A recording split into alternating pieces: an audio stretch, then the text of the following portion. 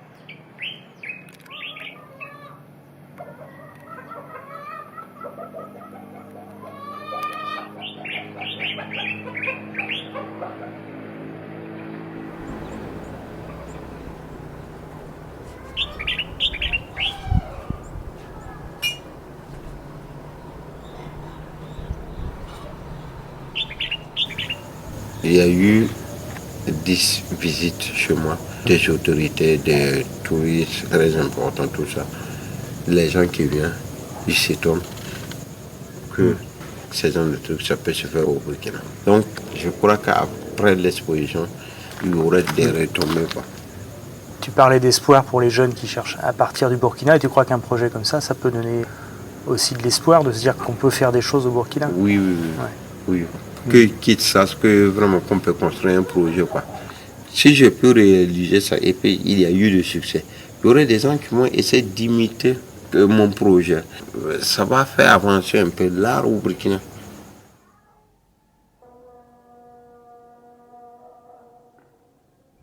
Parfois, je passais devant son atelier. De temps en temps, il m'interpellait. C'est comme ça qu'on s'est connus. Je travaillais un peu pour lui. Mais depuis ce moment, on ne s'est jamais lâché. On était toujours ensemble. Voilà. Et puis, voilà, notre amitié s'est nourrie. Et dans le projet Notre Monde, tu as vu évoluer comment son travail? Au début, je me disais qu'il était malade. Parce que, en fait, le projet, il s'en inspirait de jour en jour. Ça ne veut pas dire que ce n'est pas quelque chose qu'il avait établi à l'avance. Plus il commençait quelque chose, et plus une idée encore germait. Donc ça veut dire que nous, on a été pris de court, on a été impressionnés. Parce qu'à un certain moment, on n'arrivait plus à le suivre. Moi, il arrivait à un moment, il dit, bon, ça arrive avec les grandes pièces, tu arrêtes parce que c'est trop coûteux, etc. Mais bon, c'est comme quelqu'un, il est têtu, il a ses ambitions, voilà, il est resté dans son idée, il ne s'est pas laissé perturber. Et à un certain moment, on a compris, moi personnellement, j'ai compris que bon, ce qu'il faisait, c'était nouveau pour moi, mais c'était quand même impressionnant. Ce qu'il fallait le faire, comme c'était sa passion, c'était de l'encourager dans ce qu'il voulait faire, dans ce qu'il voulait réaliser. Et à partir de ce moment, ça a commencé à se donner des idées. Et si tu fais ça, c'était ça. Mais moi particulièrement, il m'a toujours impressionné. Voilà, parce que je ne l'ai pas connu avec ces idées-là, cette mentalité. Voilà. Mais il m'a vraiment impressionné, quoi. Voilà. Je suis bouche bée. Voilà. C'est waouh.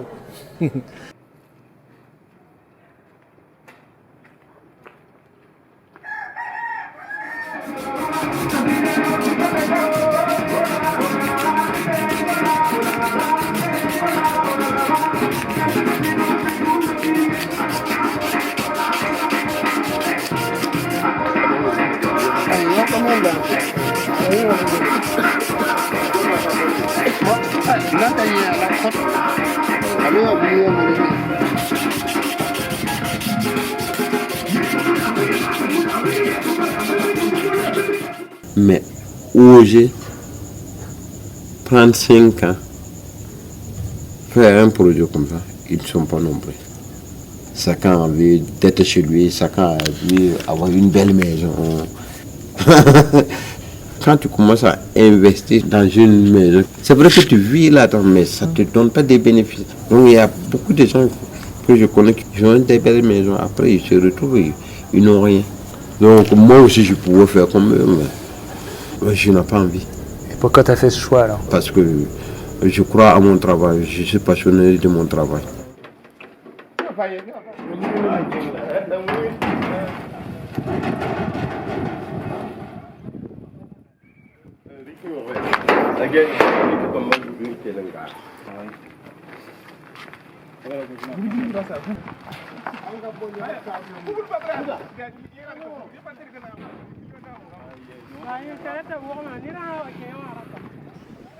Les bailleurs de fonds, les lobbies, ils imposent ce monde comment on doit vivre. Ils ne tiennent pas compte de la culture de l'Occident ou bien de l'Africain ou bien de l'Américain, des sociétés. Ils tiennent compte de leurs intérêts. Ils imposent une certaine vision de vie aux sociétés. Surtout en Afrique, l'Afrique le paye.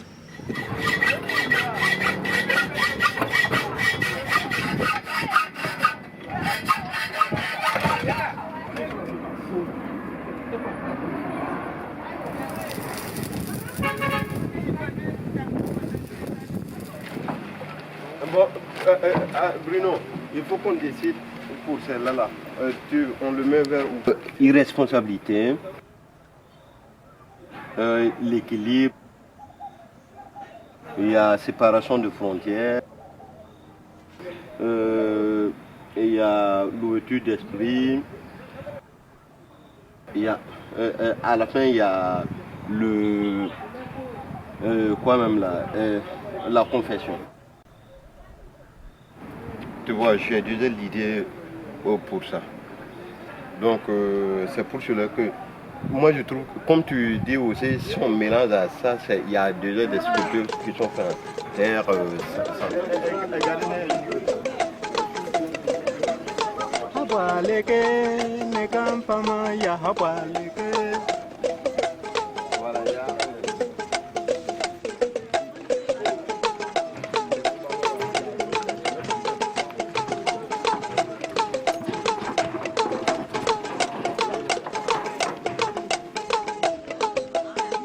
Ayami dimbe na nabi yangine ki foya ni arhi wayamu habalege kampama ya haba.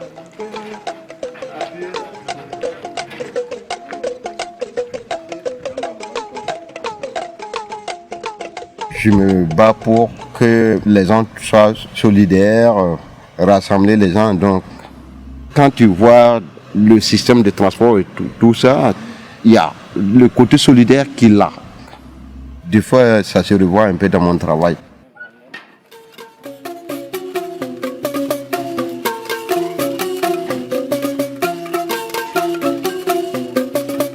Cette barre qui vient réunir les pieds, cette barre réunit le père et l'enfant et la mère. Donc ça parle toujours de l'éducation, le côté social, solidaire.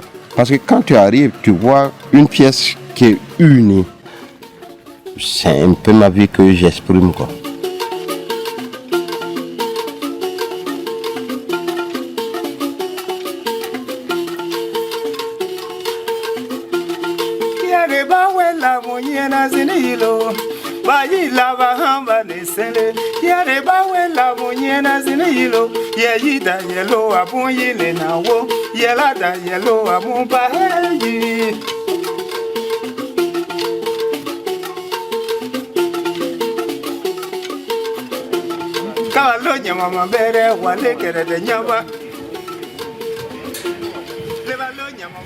Tu fais tourner le monde, Salif. Ouais.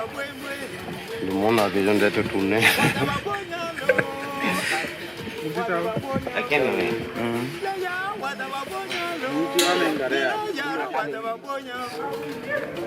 Je ne pouvais pas avoir mieux que ça.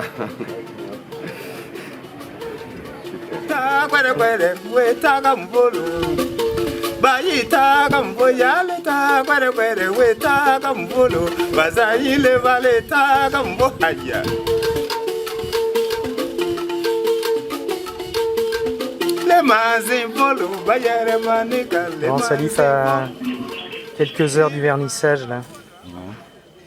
Qu'est-ce que tu penses? Comment tu te sens? Bon, la pression, ça a diminué un peu. Mais quand même, j'attends que tout ça finisse. Surtout maintenant, j'aimerais avoir l'œil d'extérieur pour savoir qu'est-ce que les gens en pensent. Mais déjà, moi, je suis fier. Donc, je peux dire que ça va pour moi. Ouais. Donc c'est la fin de la préparation et c'est le début de l'exposition, quoi. Ouais, c'est ça. Ouais. C'est ça. Et puis tout le monde est très content. Moi, je suis très satisfait. Franchement, c'est 5 ans de projet. Je suis très très content. Ouais, que ça finisse maintenant. Surtout quand j'ai vu les œuvres sortir dans mon atelier, j'étais très allégé parce que j'ai vu que maintenant ça ne m'appartient plus, quoi. Maintenant, ça appartient à la public pour pouvoir déguster, quoi.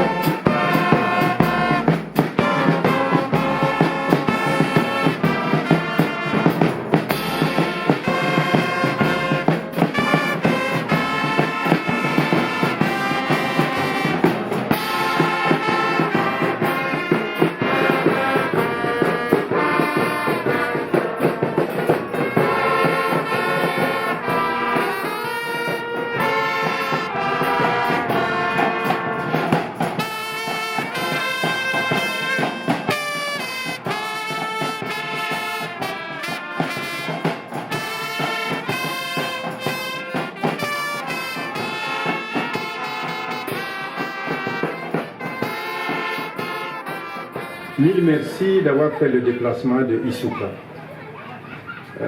J'ai créé le musée Ragnimi. Déjà, l'espoir en tant que tel, ça me plaît. Mais je trouve que je suis satisfait, mais je trouve que je peux faire mieux que ça. Je trouve que déjà, je rentre dans cette expo, je commence à penser à la prochaine expo que je dois réaliser. Donc, il y a ce côté que je me suis engagé.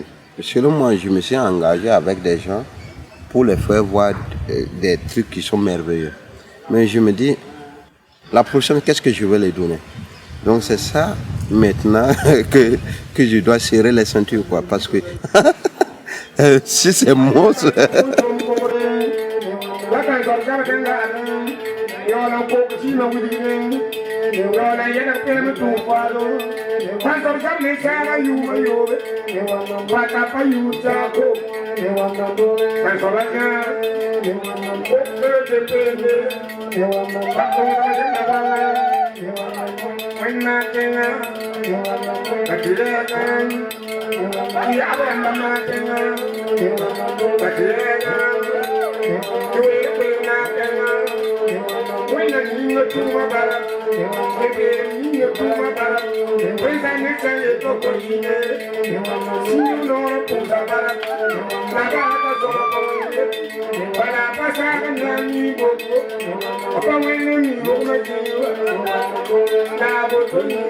Quand j'ai commencé à chercher le nom de l'exposition, je pensais mon monde. Après, je dis, mais non, notre monde. Notre monde, parce que quand tu rentres dans cette expo, tu peux ne pas aimer, mais tu peux te retrouver quelque part. Notre monde, il y a eu des hauts et des bas, donc il faut qu'on l'assume, il faut qu'on pense au changement, quoi. Donc c'est ça que je cherche à faire comprendre à tout un chacun.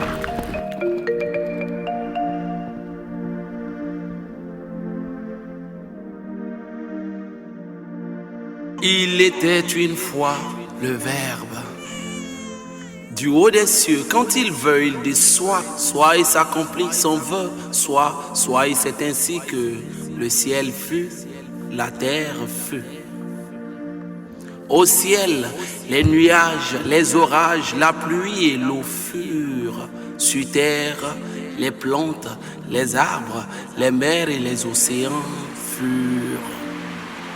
Les animaux marins et les animaux terriens étaient top dans leur biotope.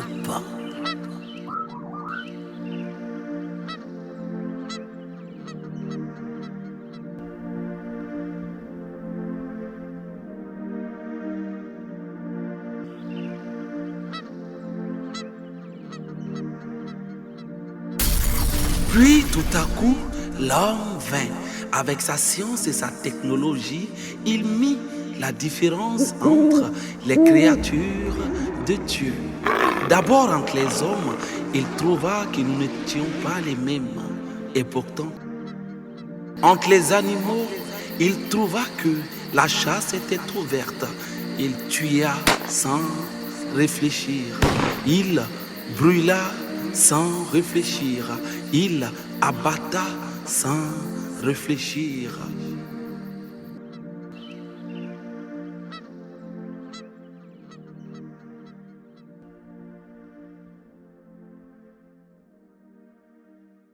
On a toujours parlé de nous, on oublie la nature qui nous habite. Dans cette société, on est irresponsable, on voit tout. On fait semblant de ne pas voir, de ne pas entendre, de ne pas parler. Moi, j'ai mis une 4e parce que l'autre singe qui dit « mais moi, je fais rien ». Je trouve que l'homme, il n'est pas responsable dans cette nature parce qu'on fait semblant. Je trouve qu'on abuse de la nature. Si on ne fait pas très attention, le jour que la nature va se révolter, ça va retomber sur l'homme, quoi.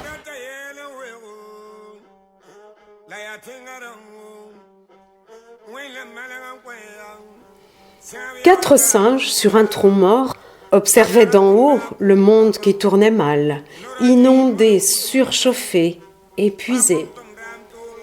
Les 4 singes bien lotis s'en lavaient les mains sans penser à demain. Ils passaient sous silence, forts de leur science, passaient sans rien voir, sûrs de tout savoir. Hélas, hélas, 4 fois hélas, bien assurée et cravatée d'or, la peau de singe reste de la peau de singe. À trop faire semblant, ils firent semblant. Plus d'immunité, leucémie du cœur. De l'immoralité à l'immortalité, il manquait une lettre. De faire la sourde oreille à faire le mort, il n'y eut qu'un pas du trône à la tombe.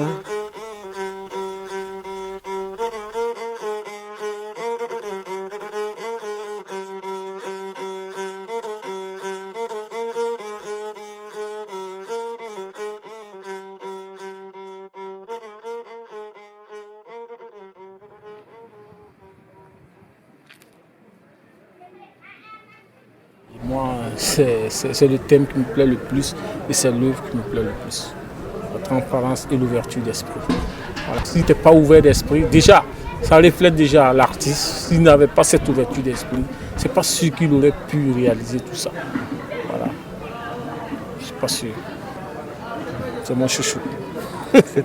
J'adore ça.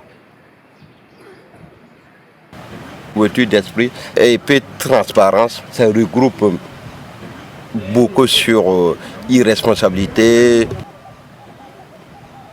réchauffement climatique, séparation de frontières.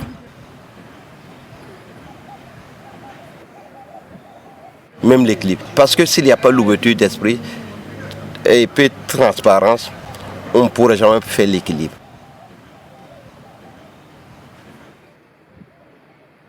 C'est comme je le disais auparavant, c'est ma première fois de visiter même une exposition et j'ai été sincèrement impressionné ce jour-là. Déjà même par la hauteur même des œuvres ainsi que en tout cas la beauté même des œuvres. Cela m'a beaucoup impressionné. Et maintenant, ce qui m'a beaucoup plus impressionné, c'est l'œuvre qui parle beaucoup des flux migratoires. Voilà, puisque c'est une réalité que l'on vit de nos jours. En tout cas, les flux migratoires ainsi que leurs conséquences, c'est ça aussi. En fait, pour moi, je me dis que c'est un thème vraiment qui est d'actualité parce que si l'on se réfère réellement à beaucoup d'Africains qui meurent, en tout cas dans la Méditerranée, il y a un ensemble qui représente le globe terrestre avec des bateaux qui ont chaviré ainsi que des migrants qui cherchaient réellement à atteindre l'Eldorado, si je peux le dire ainsi. Pour moi, je compte me spécialiser en histoire de l'art, poursuivre mes études ici. Comme l'histoire de l'art aussi, ça nécessite des travaux de recherche. Je pourrais aller sillonner un peu l'Afrique ainsi qu'en Europe ou en Amérique comme cela. Mais je compte beaucoup m'établir et rester ici pour travailler. Je peux dire qu'il y a un certain nombre de décalages aussi en fonction de ce que l'on nous montre et la réalité aussi en Europe. Bon, c'est vrai que je n'ai pas été là-bas, mais bon, à travers les amis qui ont fait un tour en France, ils nous ont dit que c'est pas ce que l'on aime imaginer de l'Europe. Il y a certains reportages, notamment sur les médias français, qui nous montrent que à travers les bidonvilles, il y a beaucoup de gens aussi qui vivent la pauvreté en Europe. Certains aussi Européens qui s'imaginent que l'Afrique c'est le continent de la misère, il n'y a rien, mais bon, souvent quand vous venez aussi en Afrique ici, vous voyez que c'est tout autre aussi que l'image qu'on essaie de dépeindre là-bas. Voilà, chez nous, il y a la solidarité, il y a quand même beaucoup de valeurs aussi que l'on a, que souvent certains médias tendent à minimiser, quoi. Voilà, c'est ça.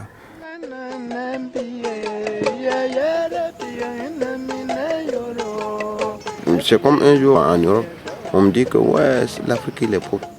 Je demande aux gars, l'Afrique il est pauvre sur quel plan? L'Afrique était très riche au niveau humain, plus que matériel. Matériellement, on est pauvre, mais on est riche d'amour. Mais quand tu vois des Africains, ils rigolent. Mais je dis que vous, les Européens, quand vous êtes ensemble, on voit ce côté sérieux, on sent le côté misère aussi, quoi. Mais avoir que du confort et puis tu n'es pas heureux, ça vaut que tu n'as pas du confort et puis tu es heureux. C'est un projet familial. Ma femme, elle aussi, elle prend comme son projet. Donc moi, je trouve que j'ai eu plein d'amour pour pouvoir construire cette exposition. Et on retrouve un peu l'amour que ma femme a partagé avec moi. Si je dis qu'on réalise ce projet, ça veut dire que le projet, on me voit, mais il y a une femme qui m'a supporté derrière. Je rends hommage à ma femme avec mes travailleurs. Il était assez stressé, très souvent. Et il nous a fallu faire beaucoup d'économies aussi, puis beaucoup de patience. À chaque fois qu'il devait créer une œuvre, je l'ai connu, il faisait que des petites pièces. Quand il m'a parlé de ce projet, d'abord j'étais étonnée. Faire des œuvres comme ça, moi je ne l'avais jamais vu. Je ne savais pas, mais avec le temps, mais pour moi, oui, il y a eu des doutes parce que je ne savais vraiment pas comment on allait y arriver.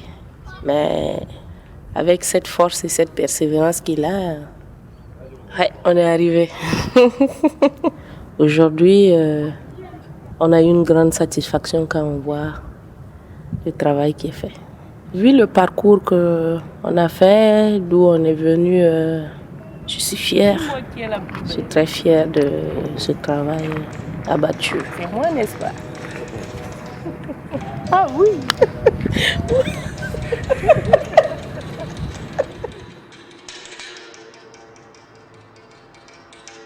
Le plus simple, ce côté amour qui m'intéressait. Donc il y a le livre et les bouquets de fleurs.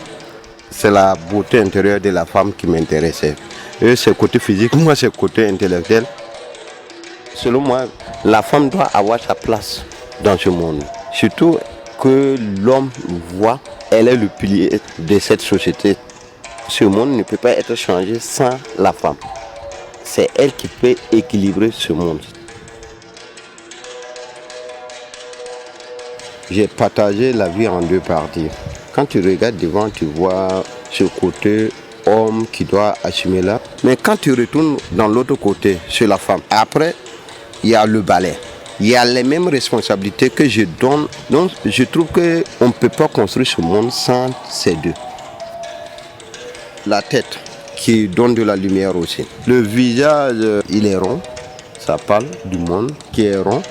Il y a ce côté doré que j'appelle la lumière. Pour pouvoir le construire, ce monde a besoin d'éducation de la lumière.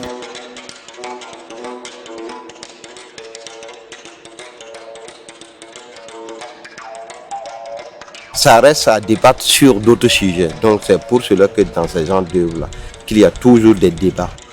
Donc je ne tiens pas la vérité absolue, que je mets des points d'interrogation. Ça peut qu'il y aurait des gens qui seront mieux placés que moi pour pouvoir amener ce message plus loin. Engagé dans ces genres de messages plus loin. Donc faire plus d'ouverture plus loin.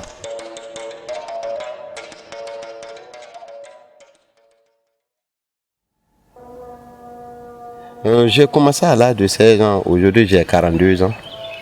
Donc, j'ai presque 26 ans d'expérience, 26 ans de déchets aussi, parce que j'ai loupé beaucoup de trucs aussi.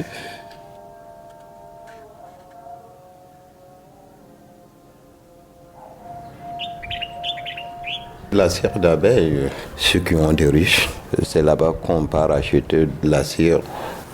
Ça se travaille autour de 30 à 35 degrés, donc tu donnes la forme de ta sculpture. La cire, je peux dire que c'est la base du commencement d'une sculpture. C'est la première matière.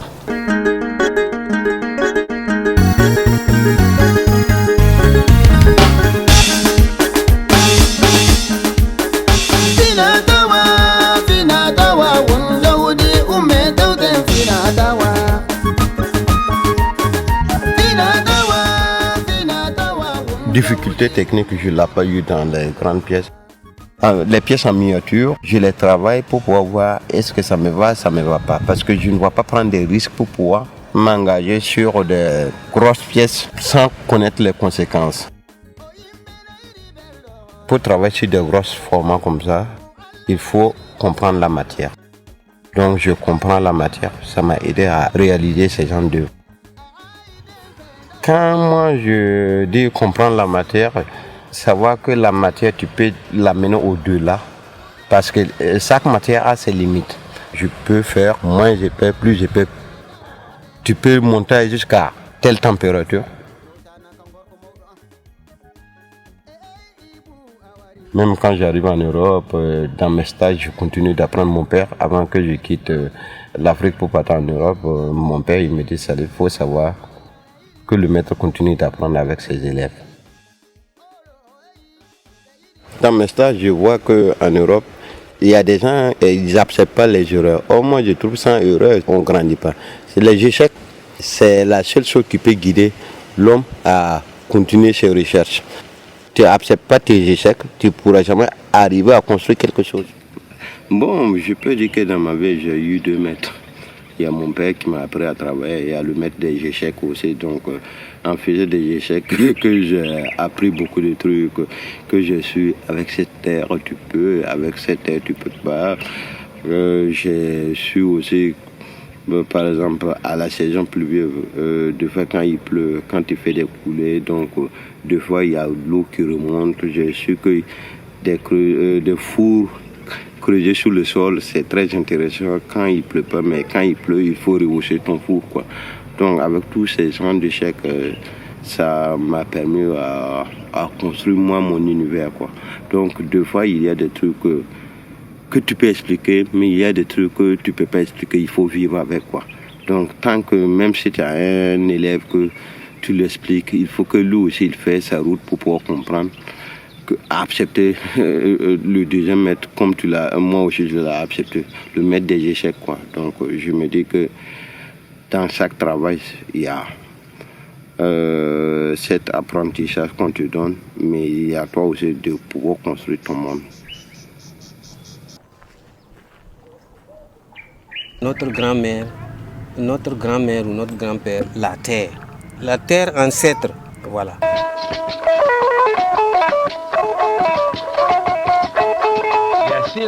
Par exemple, il y a un village qu'on appelle Ramongo, où il y a une espèce de carrière et où on extrait l'argile pour faire la poterie. Les gens respectent cet endroit-là. On arrive même quelquefois à faire des sacrifices pour obtenir l'autorisation de prélever la terre, pour prélever l'argile. Voilà, c'est ça du bon argile. Comment tu sais qu'il est bon? Déjà quand je regarde la texture, je le vois. Des fois, je fais ça pour pouvoir savoir si c'est argileux ou pas. Tu mets un peu de salive? Ouais, un peu de la salive.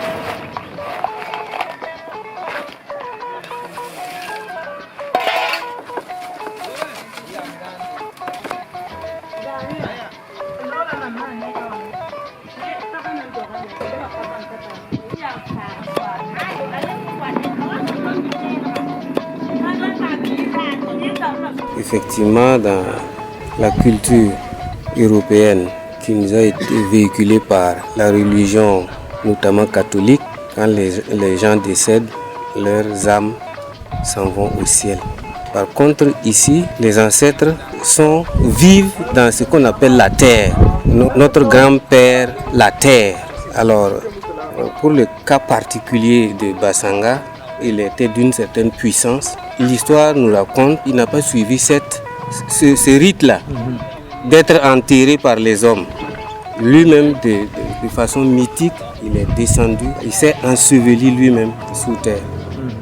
Et il y a une place qui symbolise exactement là où il est descendu. C'est devenu un lieu où on a construit des écoles, mais la tradition nous a dit que c'était... Voilà. On attache beaucoup d'importance à la terre. Voilà. On ne peut pas faire un sacrifice ici sans évoquer la terre. Voilà. L'animisme prête une âme à toutes les parties du monde et témoigne d'une relation particulière de l'homme à la nature.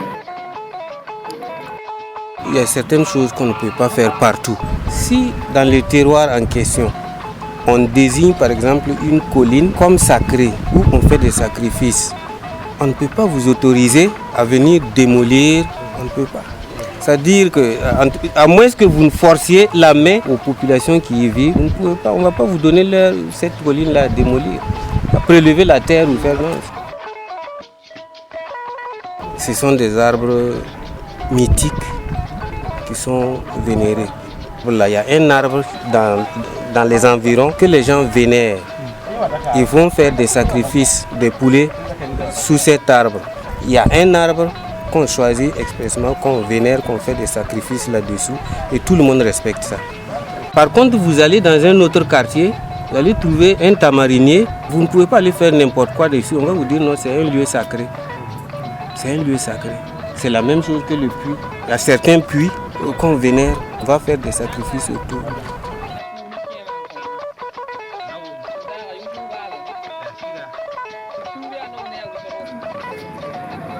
Autrefois, la pluie était abondante et régulière dans notre pays. La végétation protégeait notre sol. Les cultures nourrissaient suffisamment la population de nos villes et de nos campagnes.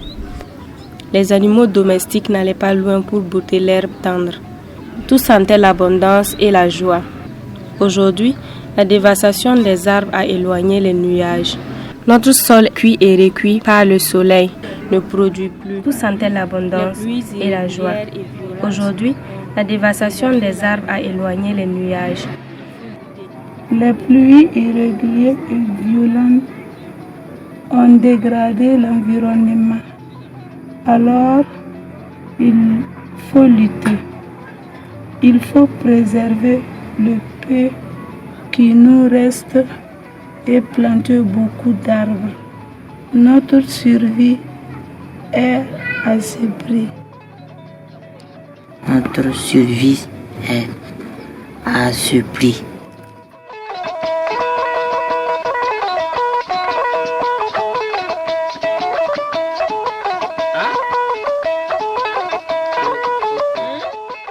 C'est le début de la construction des moules.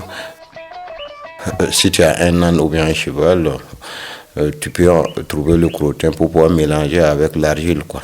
Donc, je suis en train d'écraser le crottin et l'argile pour pouvoir mélanger.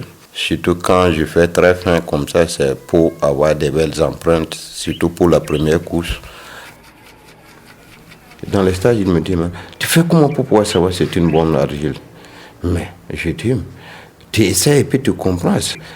C'est avec l'espérance que je l'ai acquis. Je n'arrive même pas à les donner. J'ai envie de partager, mais je l'ai dit. Il faut que vous fassiez des échecs, vous allez comprendre. Il faut que la personne se met les mains dans la pâte. C'est ça qu'on appelle la technique de la cire perdue.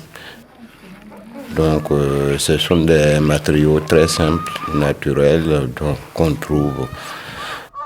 Donc, surtout l'argile aussi, on part au niveau du barrage pour chercher. Donc, il faut connaître la matière, l'argile, la bonne. Des fois, on fait des essais pour pouvoir savoir si c'est bon ou bien c'est pas bon.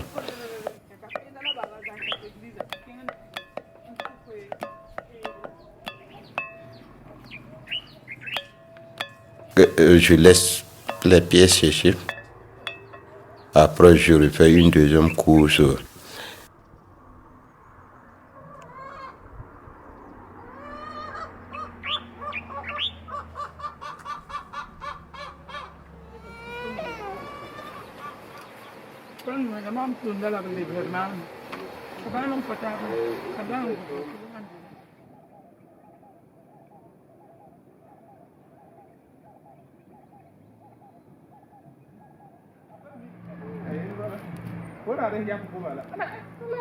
La première chauffe, c'est pour le déchirage. Quand on dit la technique de la cire perdue, les gens disent que la cire, ça part. Or, là, tu chauffes les moules pour pouvoir récupérer la cire.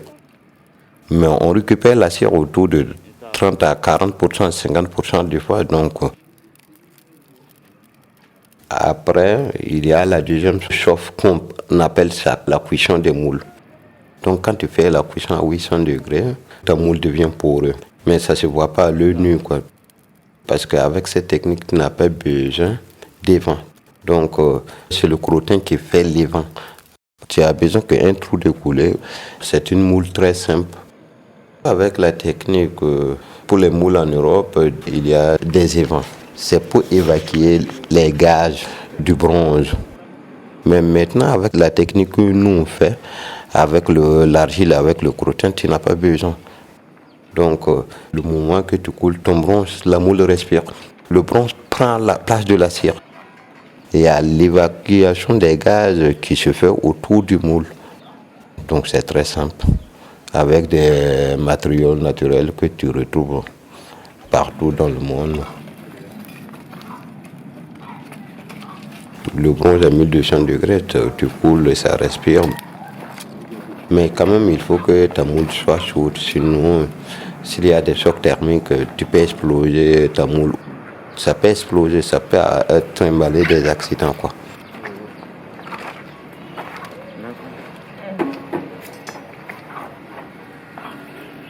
Bon, le bronze, c'est de la récupération. On est des sculpteurs bronzés, mais quand tu regardes, on travaille beaucoup sur la récupération, c'est très génial. On participe aussi au nettoyage de l'environnement.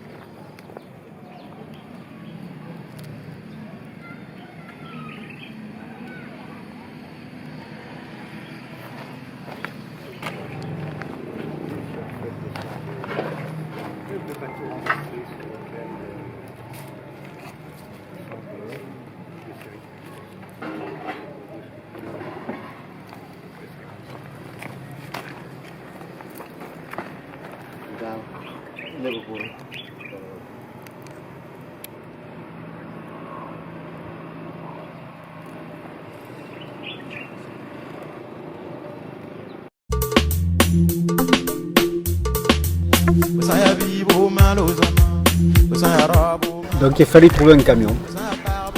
Le premier obstacle, c'est que ça coûte cher. Si on avait eu l'argent, il n'y aurait pas eu de problème, mais on n'a pas d'argent.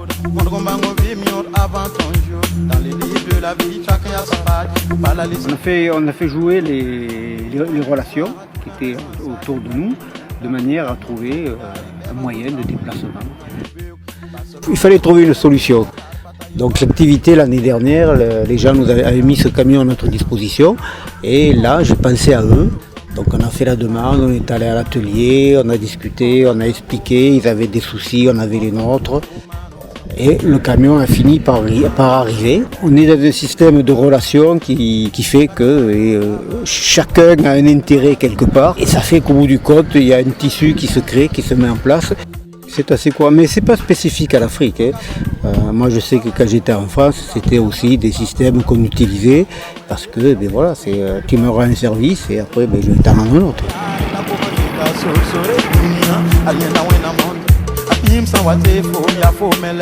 Chacun son millénaire, vit comme dans un rêve sans des perdre dans les airs.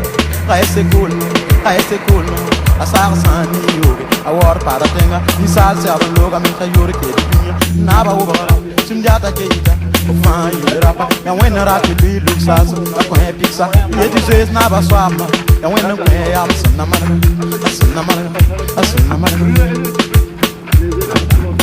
Oh, mano zaman, where are we? Mano zaman, here we go, mano zaman. Cataloda mano zaman, Himaloda mano zaman, Cataloda mano zaman, Tawaloda mano zaman.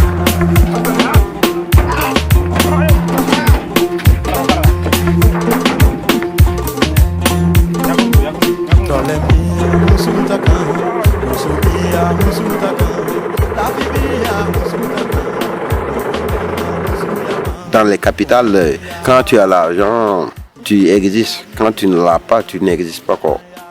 Surtout, j'avais l'image de la France comme à Paris parce que je prends un ascenseur, je dis bonjour, on me regarde comme un clochard. Je rentre dans le métro, mais dans un bus, je dis bonjour. Je suis un fou. Donc,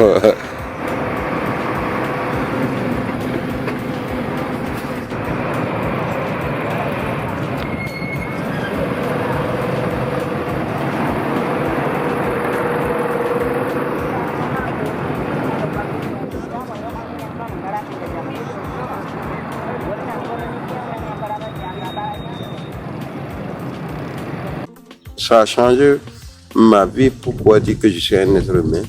Que tu sois blanc, noir, jaune, marron, on est pareil. Donc ça veut dire qu'on doit essayer de se regrouper pour pouvoir construire ce monde meilleur, quoi. Mais quand même, j'ai suivi ma culture avec la culture européenne, quand je dis européen, avec mes amis que j'ai côtoyés, que j'ai regardés. Il y a des pour et des contre. J'ai vu des trucs qui me plaisaient, j'ai vu des trucs qui ne me plaisaient pas. C'est comme aujourd'hui, dans cette expo, on retrouve un peu l'Afrique, on retrouve un peu l'Europe, parce que je voulais avoir un côté universel. J'aimerais que cette expo, ça soit touchant, que ce soit le noir ou bien le blanc. Je trouve qu'on a les mêmes problèmes, mais ce n'est pas géré de la même manière. Par rapport à nos intérêts personnels, on a fait des séparations de frontières. On a mondialisé le matériel, mais l'homme, il n'a pas été mondialisé. L'homme, il a toujours voyagé, il a toujours immigré.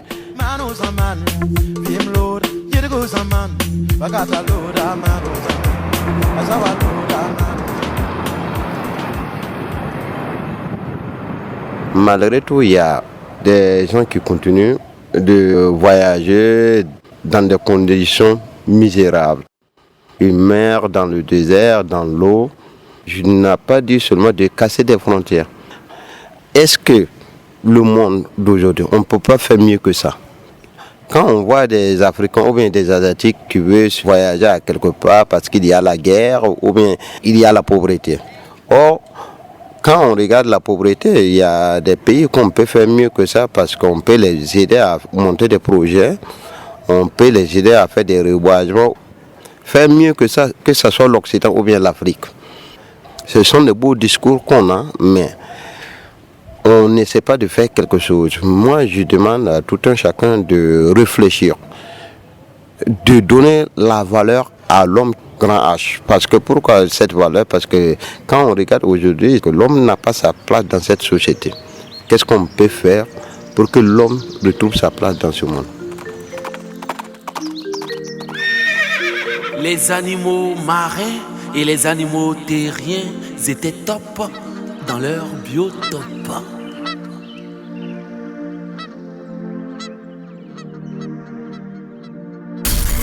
Puis tout à coup, l'homme vint. Il tua sans réfléchir. C'est des œuvres uniques. Donc c'est de l'art, c'est vraiment à saluer. Voilà. Réfléchir.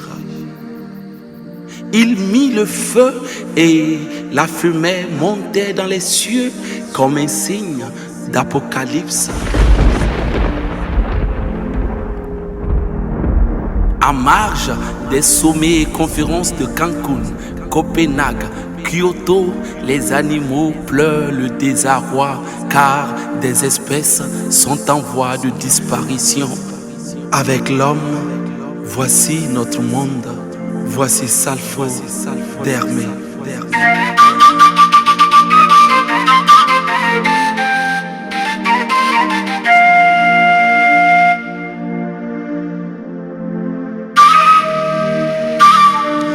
Fils et filles du monde, voici le message du sage.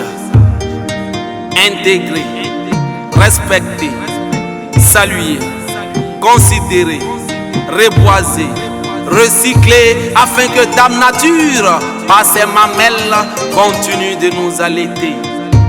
Afin que sa vertu d'antan continue de nous soigner, de nous protéger. Afin que la médecine soit au service de l'homme, afin que le réchauffement climatique soit moins critique, afin que sécheresse, désert, sable mouvant soit pour nous un lointain passé. Il est temps de sceller le pacte sacré qui unit à jamais l'homme et Dame Nature. Nous ne sommes pas des ennemis, nous ne sommes que des amis pour la vie.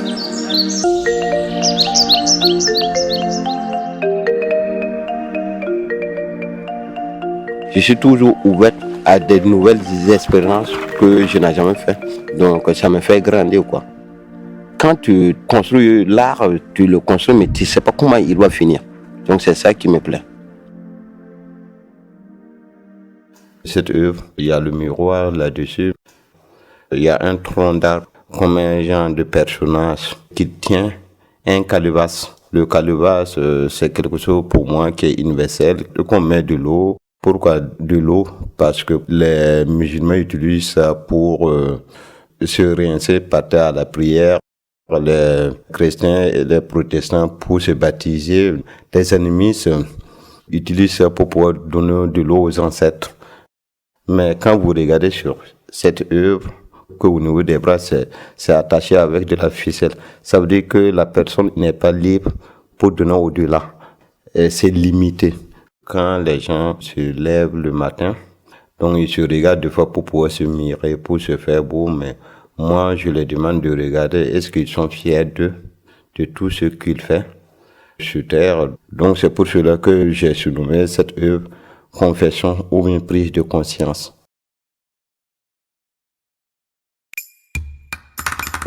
Il y a un monde qui tient à apprendre de l'autre plutôt qu'à prendre à l'autre, qui tient à la vie, qui tient à l'amour, qui tient à l'enfant, qui tient à l'avenir. Il ne tient qu'à nous de créer ce monde. Toi et moi, lui et toi, nous vivons les mêmes joies, les mêmes peines, le même sang, dans nos cœurs, dans nos veines. Peut-être pas les mêmes couleurs, mais nous avons tous les mêmes douleurs. Sûrement pas les mêmes destins, mais nous avons tous les mêmes méfaits. Même misère, même galère, nous respirons le même air. L'exposition est commencée depuis plus d'une semaine. Oui. Tu as eu la télévision. Oui. Tu as eu beaucoup de public le soir du vernissage. Oui. Alors, t'en es où? Bon, je peux dire que je suis toujours assoiffé déjà. Dans ce monde, on a les mêmes problèmes, les mêmes envies, les mêmes passions. Donc, si je peux voyager pour construire cette exposition, des Africains qui se retrouvent, que des Européens qui se retrouvent. Donc, ça veut dire que les messages peuvent être universels. Parce qu'il faut qu'on sache qu'on part dans un monde qui est vraiment métissé, que vraiment qu'il y a des changements par rapport à la culture.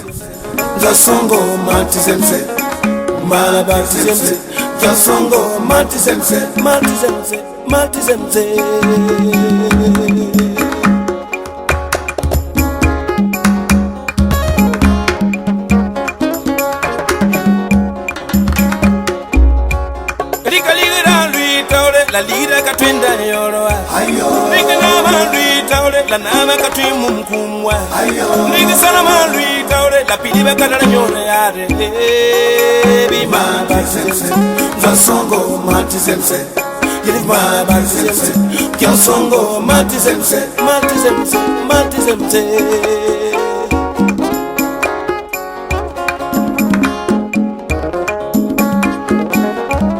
Joanna mala batizemse Mene mala batizemse Joanna mala batizemse Mene batizemse Santa Fasongo matizemse Voilà. Bon, on arrête. Oui, on arrête. Voilà.